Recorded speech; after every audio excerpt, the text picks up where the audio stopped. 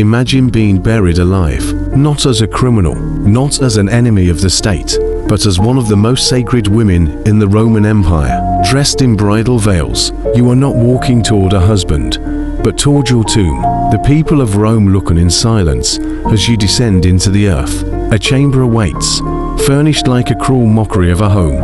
A bed, a lamp, a loaf of bread, and a jug of water. The entrance seals shut. Darkness presses in. No one speaks your name again. This was not myth. This was real. It was the fate of the Vestal Virgins, Rome's most honored priestesses, women who lived like royalty, above the law, free from their father's rule, but bound by a vow so sacred, breaking it meant death. Why did Rome revere these women, yet bury them alive? And how did purity and privilege intertwine with fear, politics, and brutality in one of history's most powerful empires? Tonight, we uncover the hidden truth of the Vestal Virgins, a sacred capture. To understand the terror of their fate, we must first understand their beginning. In ancient Rome, between the ages of 6 and 10, girls could be taken from their families and placed into the most sacred order in the empire, the Vestal Virgins. The process was known as captio, capture,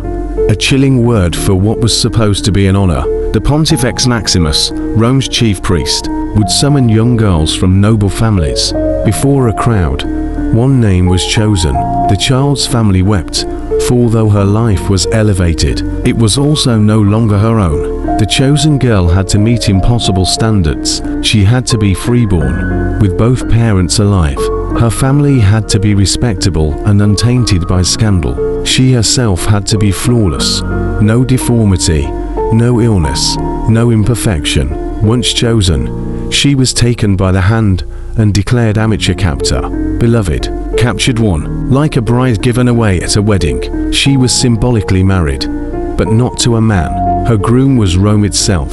From that moment, she no longer belonged to her parents. She belonged to the goddess Vesta and to the state. She was escorted to her new home, the Atrium Vesta, beside the Temple of Vesta in the Roman Forum. Behind her, her childhood ended forever. Some families considered it the highest honor. Others feared it was a death sentence.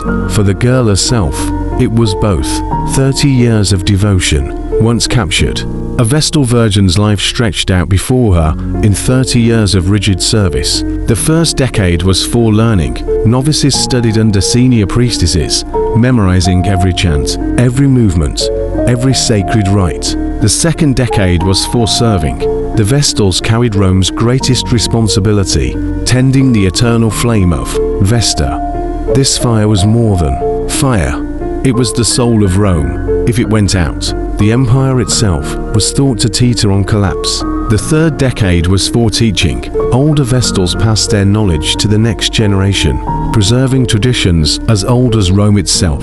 Their duties were many: preparing sacred foods for sacrifice, fetching pure water from sacred springs, performing rituals that touched every corner of Roman life. They were seen as the spiritual mothers of Rome, though they themselves could never marry, never bear children. Their purity was believed to protect the city. Their failure could doom it. Privilege and prison. The Vestals lived like no other women in Rome. They were free from their father's control. They could own property, write wills, and testify in courts without swearing oaths. Their word was law. They rode in covered carriages with guards. Crowds parted before them. At gladiator games, they sat in seats reserved for senators and emperors. If a criminal on his way to execution met a Vestal, his life could be spared. Such was their sacred power. Their home, the Atrium Vesta, was a palace with marble floors, fountains, and gardens. And yet, it was a prison. The Vestals could not leave without permission. They could not marry, could not love, could not live as other women did. They were revered, but also trapped. They lived under constant watch, honored as symbols, but denied their humanity. The fragile line. The Vestals lived by 3 absolute laws: remain virgins, obey the Pontifex Maximus, keep the eternal fire burning. If the flame went out, Rome trembled. The guilty Vestal was scourged in darkness, beaten by the chief priest himself. But the greater crime was breaking the vow of chastity, known as crimen incesti. It was not merely personal sin, it was sacrilege, a violation against the gods themselves. When Rome suffered disasters, invasions, plagues, military defeats, suspicion fell on the Vestals. Were they still pure? Accusations of unchastity often surfaced in times of crisis.